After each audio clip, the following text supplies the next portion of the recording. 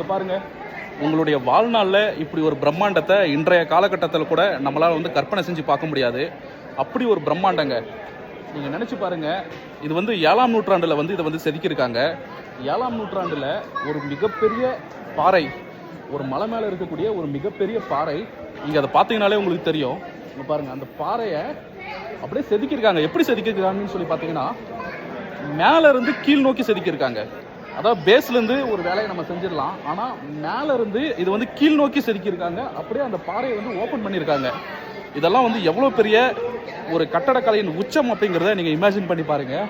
இதை வந்து 7ஆம் நூற்றாண்டில் செஞ்சுருக்காங்க. பார்க்குறதுக்கு எவ்வளோ பிரமிப்பாக இருக்குன்னு சொல்லிட்டு நீங்களே பாருங்கள்.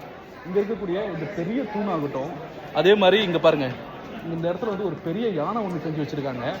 நம்ம பல்லவ மன்னர்கள் மகாபலிபுரத்தில் ஒரு பெரிய யானை இருக்குது பாருங்கள், அதை நினைவுபடுத்துகிற மாதிரி இருக்குது. அது மட்டும் இல்லாமல் இங்கே இருக்கக்கூடிய எல்லாமே வந்து பாருங்கள், பார்க்குற திசையெல்லாம் கற்களில் ஒரு காவியம் படைச்சிருக்காங்க அப்படின்னு தான் சொல்லணும்.